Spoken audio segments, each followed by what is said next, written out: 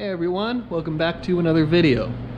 In today's episode, we're going to do something a little bit different and not work on car parts for once, but rather focus on the TIG welding process. And I figured I would show you guys a few of the drills and a few bits of practice that I used when I was initially teaching myself how to TIG weld that really helped me, and hopefully they can really help you as well. So if you don't know, I guess I haven't gone over my background. I am the vast majority self-taught with TIG welding and fabrication and just the work that I do in general. Now, I went to the University of Northwestern Ohio and I went through welding and fabrication courses there. And those did serve to benefit me in the work that I do. But aside from that, and I went into, with a pretty good base of welding and fabrication knowledge at that point, and I was able to really focus and refine my craft when I went through their program there. So these things that I'm going to show you are what I did initially to develop a base level of skill and base level of competency with TIG welding and with fabric, or I guess mainly just TIG welding right now. But I'll show you the materials that we're going to work with today, and they're pretty simple things that anybody can get. And what we have are a piece of stainless steel sheet, and this is a piece of tubing that I had hammered flat to make sectioned and hammered flat to make a piece of sheet metal. We have a section of Schedule 10 304 stainless 1.5" pipe. And we also have this piece of 2" wide, 1/8" thick aluminum strip stock, which we will get into this later on, as in the process of this video, I'm going to show you guys how to make a tool that both helps you with developing welding and fabrication skills, as well as being something that you can use in your welding and fabrication journey that will greatly aid as you were going down that path. So we're going to start off from the beginning, start off with the simplest thing that we can, and we'll be working with this piece of sheet metal to start. So let me go ahead and get set up and we can go over what the first drill is going to be. So we have our piece of stainless sheet right here, and we're going to follow the path of pretty much crawl before walk, walk before run. And what I mean by that is we're going to go from the simplest thing that we can and gradually turn the dial up on complexity and variables added to this process. So with that in mind, what we are going to do to start are just fusion stringers.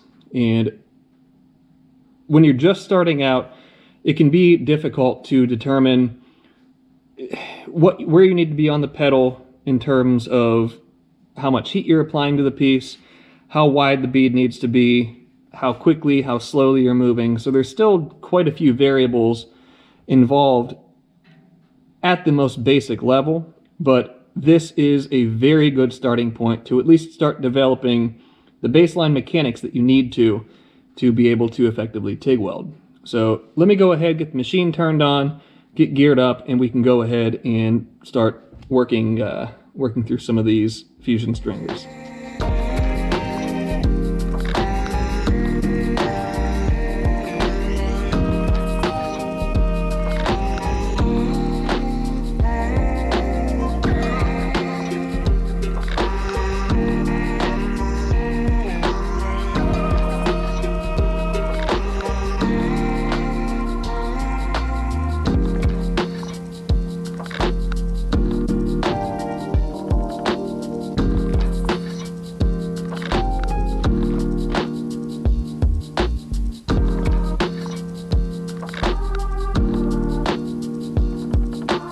Here we have our first 3 fusion stringers, and what I tried to do is give 2 not great examples and 1 example that would typically be what I would be looking for.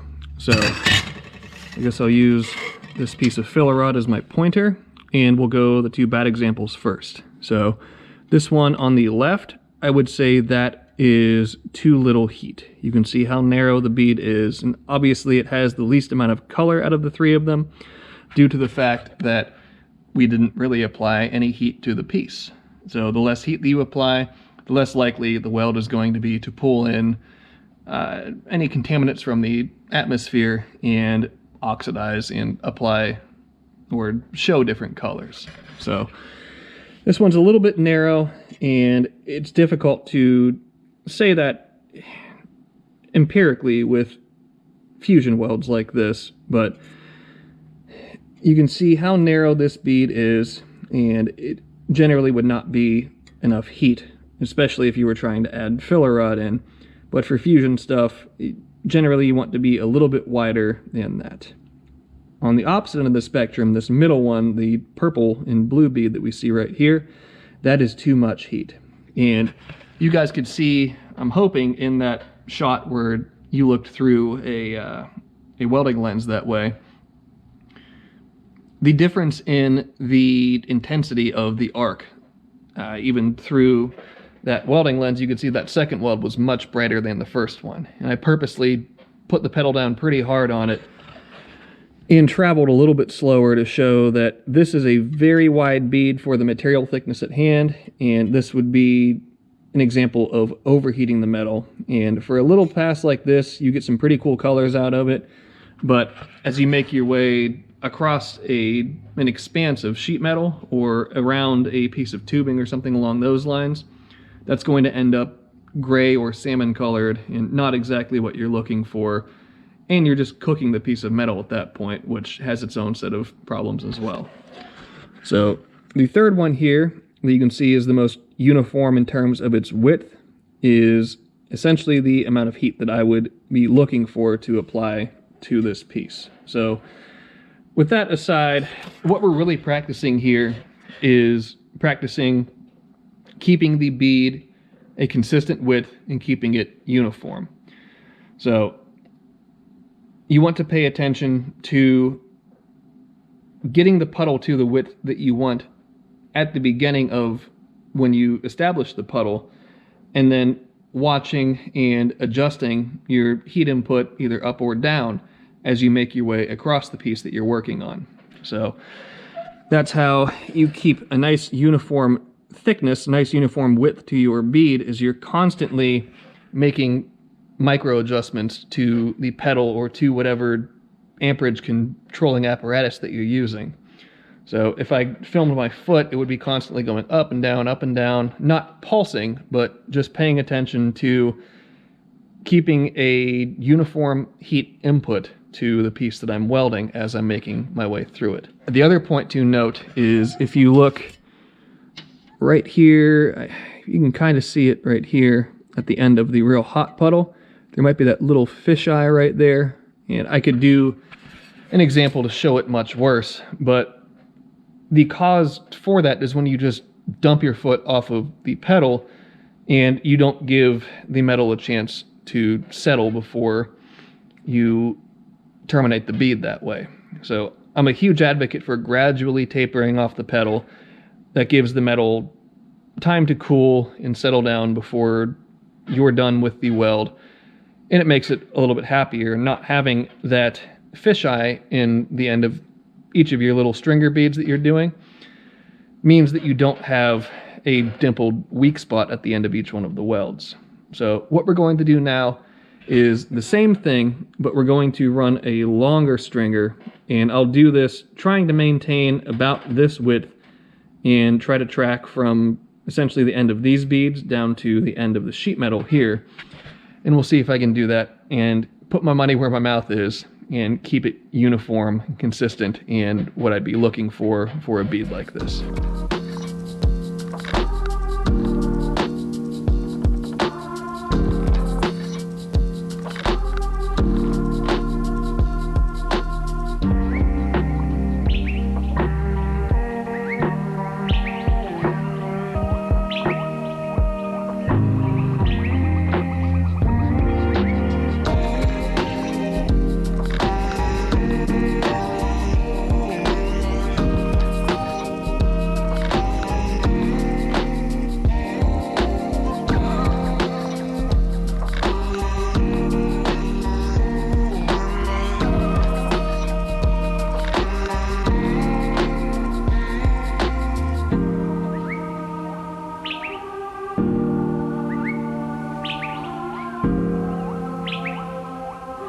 there we have a bead that is essentially right around 3 inches long, and you can see nice uniform consistent width to it, and I tried to maintain that for the entirety of the length of that stringer pass.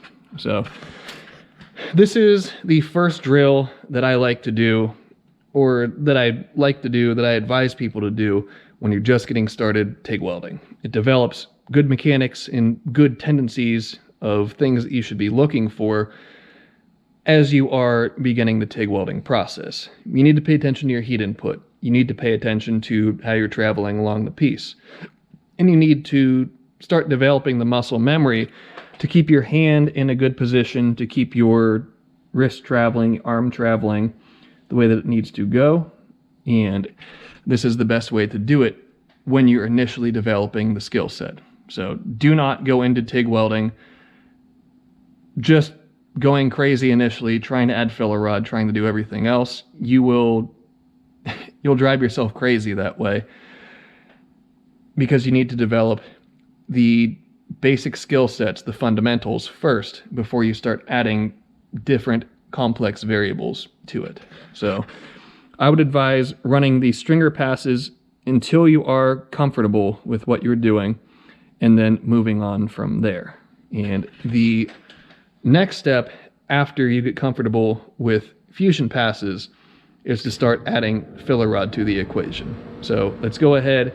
I'll get a few different thicknesses of filler rod out, and we can start going over the addition of filler rod to the TIG welding process. Once you're comfortable running fusion stringers, I would then advise switching over to running stringers with filler rod.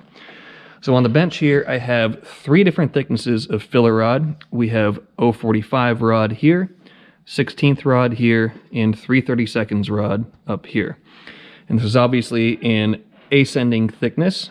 And these are 3 rods that I keep around here on a consistent basis, and that I use on a consistent basis in my day-to-day work here. So we'll do the same thing that we did with the fusion stringers, showing the wrong ways and the right way to do something, or wrong and right, at least from how I've learned. So let's go ahead. I'll get suited up again, or get PPE'd up again, and I can start running some of these passes and explain what's going on.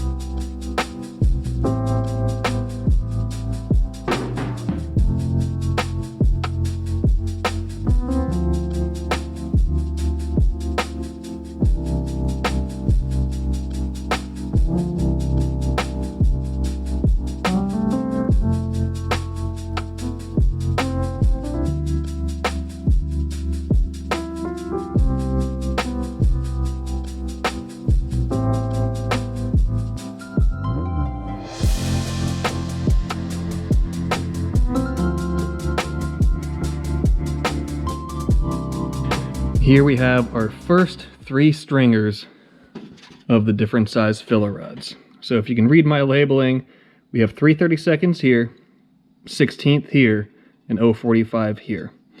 And it may be difficult to see. Let me see if I can get you guys a good shot of the profiles. You can see 3/32 is really grown up quite far off of the surface of the metal. 16th is a little bit flatter, 0.45 is the flattest of the 3. And the reason for this is purely the amount of filler rod deposited with each dab that you do. So to be very transparent and very frank, 3/32 is not the correct choice for this 16 gauge sheet metal that we're working with.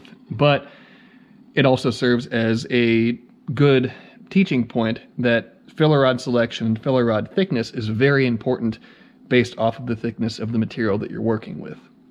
If you think about the thickness of the rods, if I place this 3/32 rod next to my 0.45 rod I'm using as a pointer, you can see the massive disparity between thicknesses between these two rods. So the thinner the material is, generally, the thinner the filler rod that you will use is. And you don't want to use a thicker rod because that means the more heat that you need to apply to melt the rod, therefore the more heat you need to put into the base metal as well, and that isn't necessarily a good thing. It's kind of a balancing act, finding a happy medium between rod thickness where you're having enough material deposited where the joint is structurally sound, but not having the rod so thick that you end up having to overheat the piece to make the filler rod melt and to make it become part of the weld. So for this 065 or 16 gauge sheet metal that we're working with here, I would recommend this 045 rod at an absolute maximum for running a stringer or a butt weld or something along those lines. Granted, a little bit thinner rod would even be better, something like a 35,000th rod, but I don't have any of that in stock here, so we will work with 045 rod, which is perfectly fine for what we're doing here. So you can see the color in the welds. The 3/32 rod has the most color because the most heat was applied. The 16th rod, we're getting a little bit less color in it, and then the 045 rod is nice and gold, just due to the limited amount of heat compared to the 3/32 rod that needed to be applied to get the filler rod to melt properly. So with that in mind, let's go ahead and I'll get suited up again and we can show what you're looking for in terms of travel speed, or what incorrect travel speed looks like, and how it translates into weld aesthetics and what you're looking at post-welding.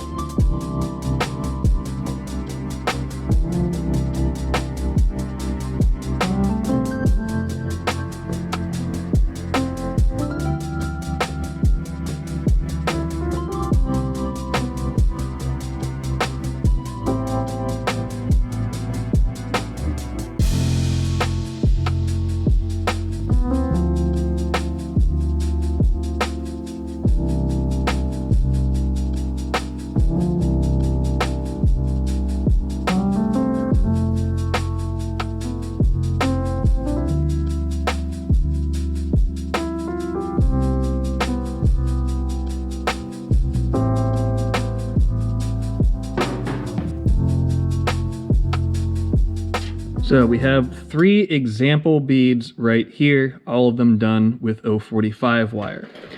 So this one on the left is a little bit too fast, or too fast of a travel speed. The middle one is far too fast of a travel speed, and the one on the right is essentially what I'm looking for in terms of a reasonable travel speed. So what this looks like, practically speaking, let me see if I can get decent lighting on this. All right, there we can see a little bit better. So what we're looking for, or what you'll see travel speed-wise, will be both the height that the filler rod has grown off of the joint that you're welding off of the piece of sheet metal, as well as how conical the bead is. So if you can see, this one here has a little bit of a cone shape to each deposit of filler, and it's a little bit grown up off of the sheet of metal. This one here has a very conical shape to each of the depositions of filler rod, and it's grown up even more off of the surface of the metal. And this one here has a nice, consistent, uniform ripple pattern. It's pretty flat to the surface of the metal, and there's no conicality to it, if that's even a word. There's no conical shape to the filler rod depositions at all. So you don't want to go too slow where you end up overheating the metal, but you do not want to go too fast where you don't give the weld and the filler material a chance to actually penetrate the joint and to be an actual weld, as opposed to just piling up filler material on the surface of the metal. So Generally speaking, I'm moving a little bit slower and a little bit more methodically. Obviously, the longer that you take to do a weld within reason, the longer you have to micromanage each one of the little micro movements that you were doing, and just the more time in general that you have to make sure that you are depositing filler correctly and laying down the weld correctly. There's no real rush as you're doing this. If you rush, it will end up being conical and looking kind of odd. Just take your time to deposit your ripple pattern the way that you should be depositing it, and all will be well. So again, the same as the fusion passes, you want to do these filled stringers as many times as you need to until you are confident in what you're doing. Now, I've been doing this for a long time, so I'm obviously just showing a couple of examples per each step in this process, but keep in mind there are thousands upon thousands of deposits of filler rod and stringers and everything else that I have done over the years to develop the competency that I have. So don't rush it. It can be very frustrating at first, but just keep after it, the same as anything else. Things that are difficult do not come easy, but you generally reap the largest rewards from it. So the last thing that we'll do is what I like to call the stringer challenge. And what we're going to do is attempt to run the longest stringer that we possibly can. And what I'll more than likely end up doing is starting somewhere in this corner, working my way around, maybe working back and forth, and just making the longest weld that I possibly can, trying to keep it uniform and consistent the entire time. And this is a very good litmus test. Once you are comfortable and confident in running short stringers, start adding length to them. And that will help you practice moving your hand, rolling your wrist, doing all of the body mechanics that are necessary in the welding process. And granted, we're working with what's supposed to be a flat piece of sheet, even though it has warped quite a bit at this point in time. But we're working on one plane as opposed to a piece of piping or tubing that is obviously a round piece. Don't jump into round pieces immediately. That's just a recipe to be frustrated and to not want to continue welding. Work with flat stuff until you're confident and competent there, and then gradually dial up the difficulty as time goes on. So again, let me go ahead, I'll get geared up, and I will run this long stringer, and we'll see what I can come up with.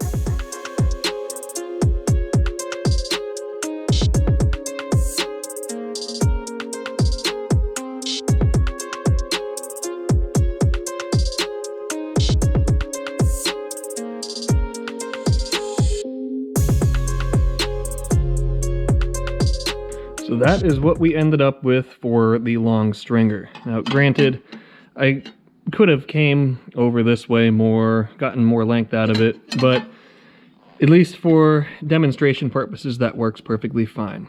You can see pretty consistent bead width throughout, pretty consistent ripple pattern, and a couple of changes of direction, which is good practice for odd flange welds, anything along those lines, anything where you would need to change direction. So it's very important to practice nice, consistent, smooth transitions, both in, I guess, as you're going around curves and things along those lines. So the stringer challenge is an excellent way to do that, and just an excellent way to practice your fundamentals and make sure that you can do more than an inch or inch and a half long stringer bead.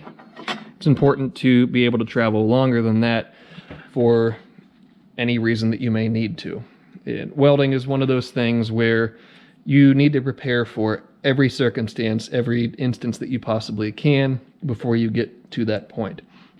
You don't want to have a job come in that you have no idea how to tackle it, no idea how to do that weld, something along those lines, as depending on the part that you're welding on or the joint that you're working with, welding can very easily be something that is life or death.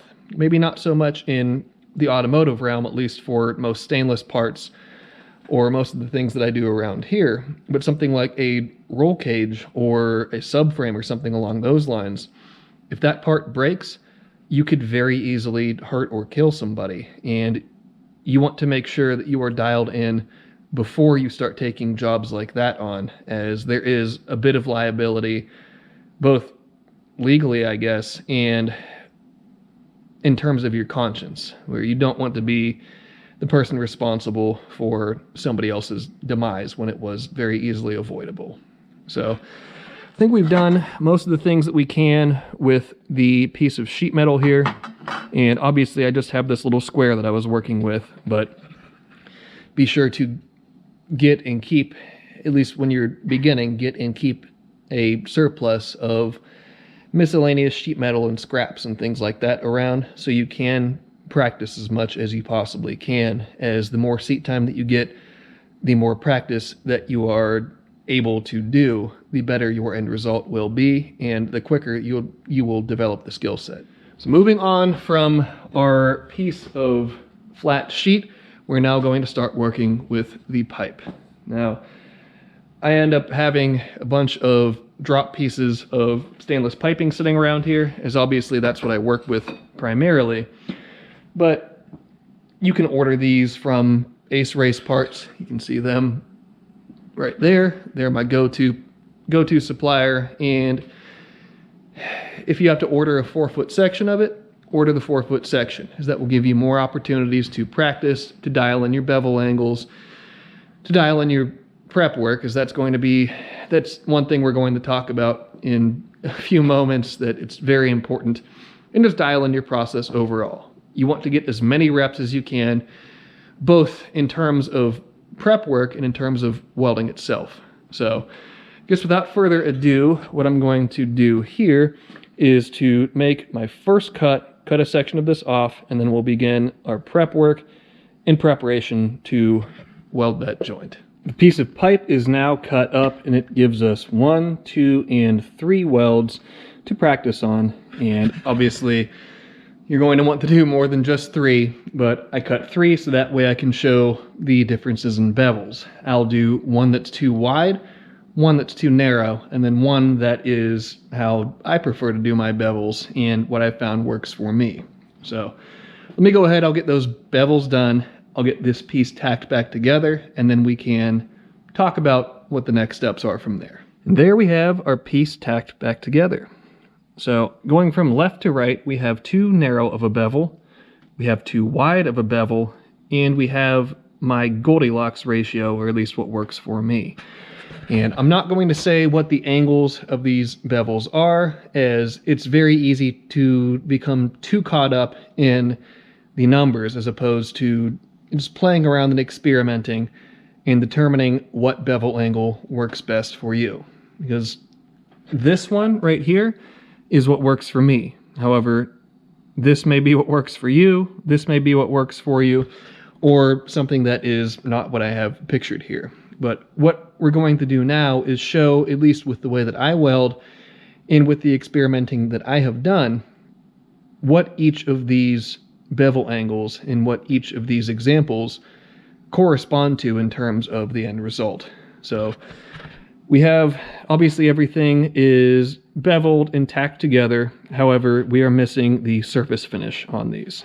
So one of the key points when you are practicing is to practice the entire process. That means don't just cut and weld, don't just cut and bevel, don't just cut, bevel, and deburr, but go the whole way through the process of material prep, as that builds repetitions for every single portion of the thing as a whole. If you cut out portions of setting a joint like this up, you are cutting yourself short in terms of experience gained and in terms of reps for muscle memory that you could have otherwise. So, like I said, these are cut and beveled, but we have not prepped the surface finish. So I'll go ahead and I will do that, and then we can begin welding each one of these joints and then discussing the benefits and the pitfalls of each of them. Now we have our surface finish put on these pieces, And all that is left to do now is to set up the back purge. And obviously you want to purge these welds. You want to set everything up as if, or everything up to be a direct representation of a joint that you would be welding on a manifold or another structure. So do not skip any steps. Do not short yourself any bit of experience. And every single variable with this is a point or a place where you can develop reps and experiment with and gain knowledge and gain skill. I am running very low with one of my bottles of gas, but I'm hoping that I have enough where I can accomplish these 3 welds, and then we can talk about the benefits and detriments of each of these 3 bevel styles. So I guess without me rambling anymore, let's go ahead, knock these 3 welds out, and then we can go over what we see.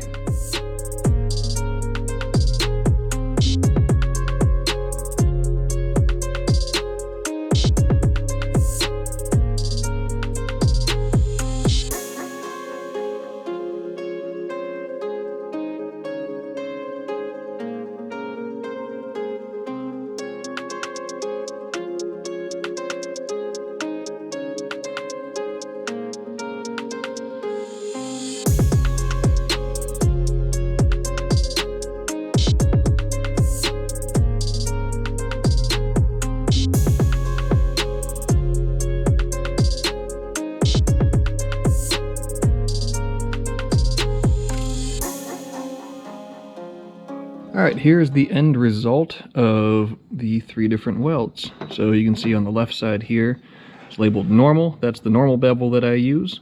The middle is the wide bevel, and the right side is the narrow bevel. So if we look at bead profiles, the normal one, it sits pretty much flush to the surface of the parent material. The wide bevel, it's slightly underfilled. And the narrow bevel would be slightly overfilled or convex to the surface of the parent metal. So, notes to be made about these 3 welds. All of them were done with 16th filler rod, as that is the normal size filler rod that I use for these schedule pipe welds. Both the narrow and the normal bevels were welded at 120 amps, whereas the wide bevel I had to weld at 140 amps to get it to bridge the gap between the sides of the parent material.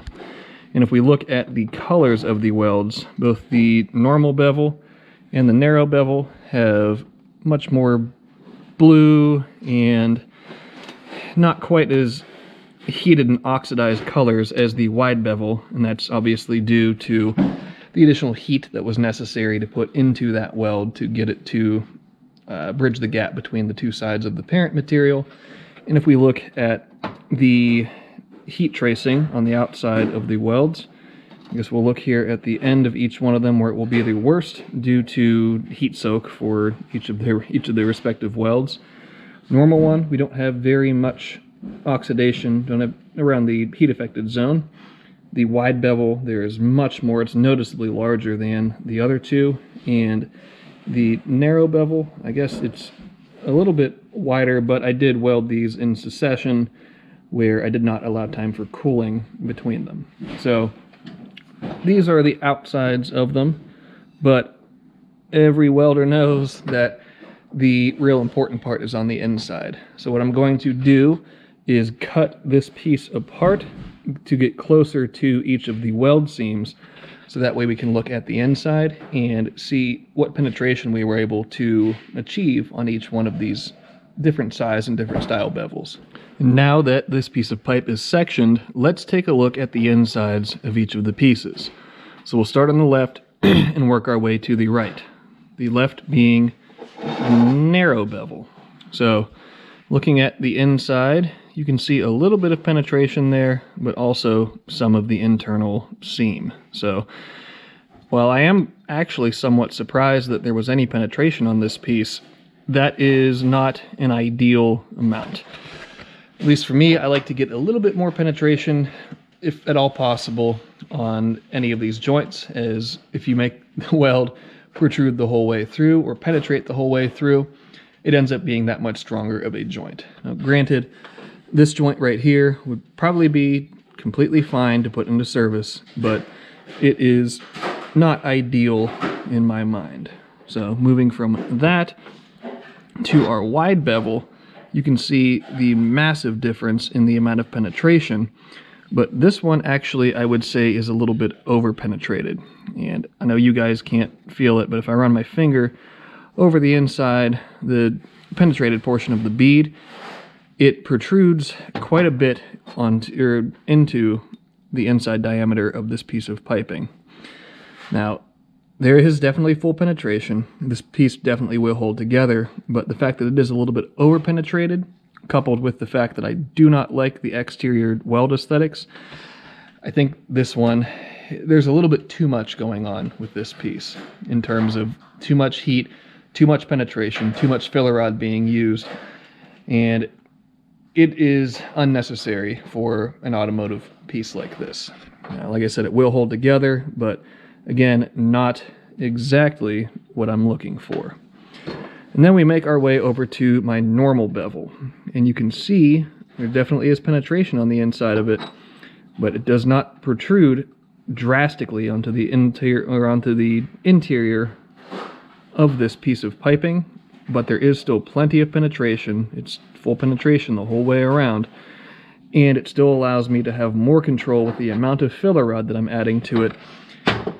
Allows me to use less heat to make that weld happen, and essentially it ends up being kind of the Goldilocks ratio of a wide enough bevel where you can get easy or as easy penetration as you can without having the bevel end up being like a ½ inch across from side of parent material to side of parent material, to the point where you have to pound a ton of heat into the piece and a ton of filler rod, and you can very easily end up losing control of what's going on. As if you think about, as you're cramming a piece of filler rod into a weld like this, the filler rod is cold, the weld puddle is hot.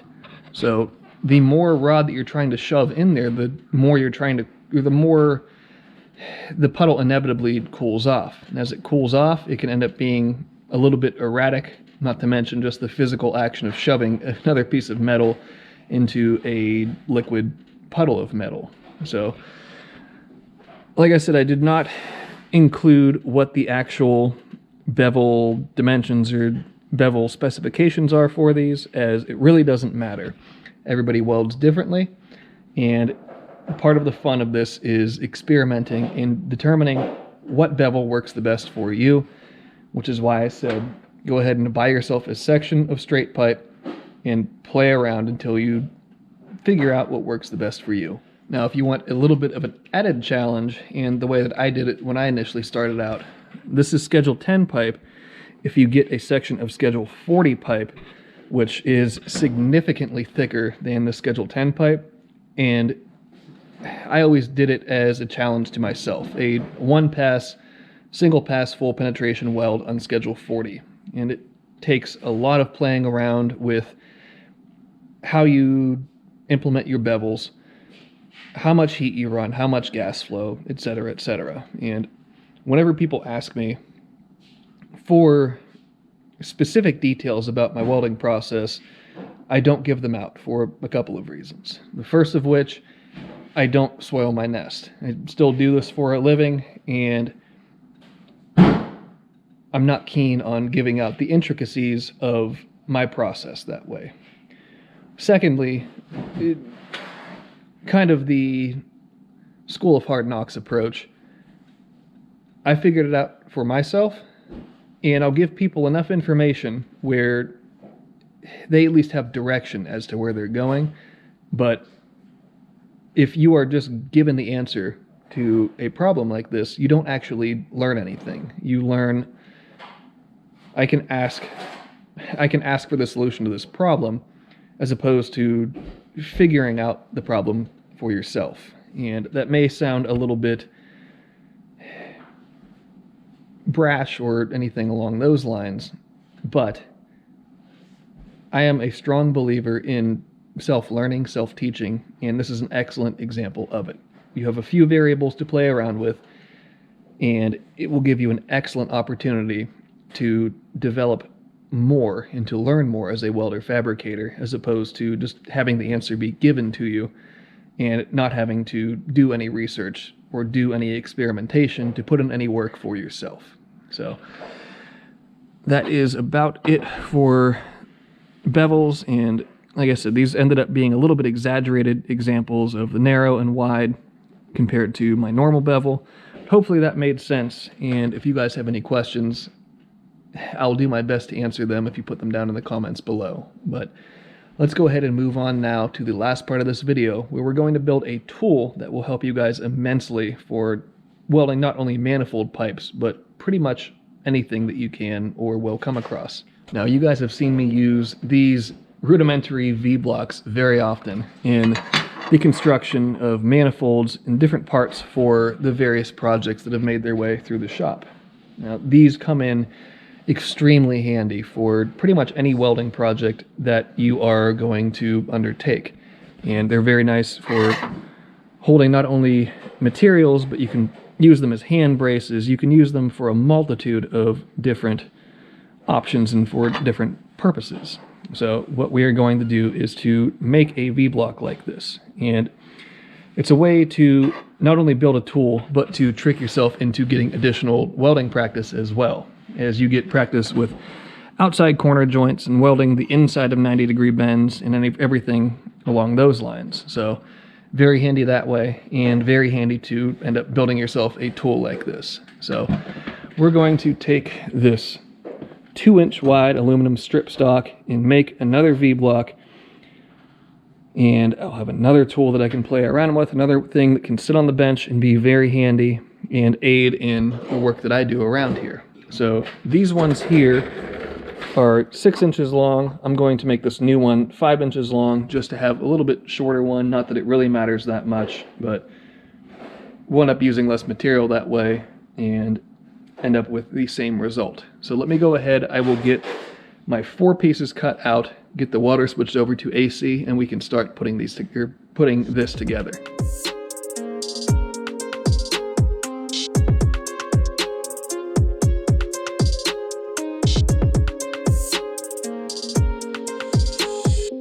And now we have our 2 coupons that are set up, tacked together, and verified at least as close to 90 degrees as I can get with one of the little squares that I own.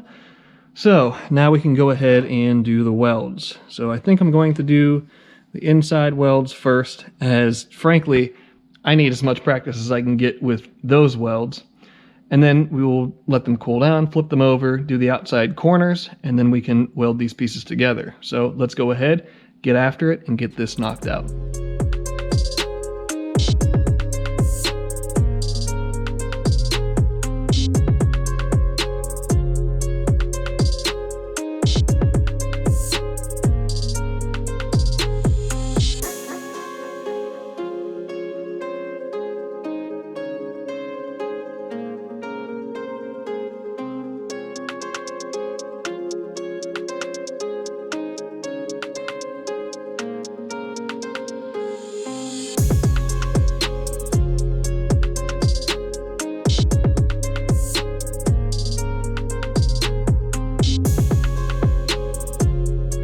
Here is the end result. So we ended up with 1, 2, 3 outside corner joints and 1, 2, and essentially 3 fillet welds. So really good welding practice, and this is certainly not my best work, but not the end of the world. And if nothing else, I got some practice as well.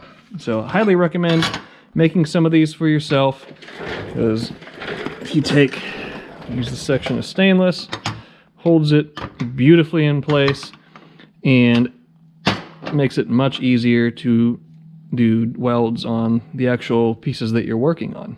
So fun little project, and one that you aren't wasting materials, although practice isn't really a waste, but you're cutting materials for a purpose, and you have purpose behind the practice that you are doing. So little project for you guys, and you can get this 2-inch wide strip stock from Lowe's, Home Depot, Menards, at least in the United States. Any of the major home improvement stores, they typically will have this 2-inch strip stock at their locations. Pick yourself up a stick of it and cut, weld, so on and so forth. So that is about it for the welding and fabrication content of this episode, but there is one additional thing that I want to show you guys. Something that I'm very happy about and kind of a childhood dream that came true. So you might think it's stupid, you might not. I'm really excited about it. So here it is. And what that is the shop now has a vending machine. So it's a pretty neat older school machine. Right here is where the display cans and bottles would go. And the lower section's obviously for drinks, whereas the top section, it's the normal screw style that you would have for snacks and things along those lines. And kind of neat, it has right here, you can determine how many coins that you want it to take to get each one of the things out of it. And obviously it isn't stocked with anything right now aside from down here. I did get a few cans of root beer. So you can get an ice cold root beer out of the vending machine here at the shop. So I don't know, it might be kind of stupid to you guys, but it's something that I'm really excited about. And a big thank you goes out to my good friend Matt for letting me know this deal was available and even bringing it out to the shop for me. So Matt, you're awesome. Thank you very much for letting the inner nerd in me be happy. So now that you guys have seen the vending machine and we have knocked out the welding and fabrication content for today, I think that's going to be the end of this episode. So thank you guys as always for coming here, watching the videos, and hopefully you found some value out of this one. If you did and you want me to do more kind of instructional welding and fabrication videos in the future, let me know in the comments below and I will do my best to accommodate that. But that will be a wrap for this episode. So until next time, be sure to subscribe, leave a like, leave a comment, and I will see you guys then.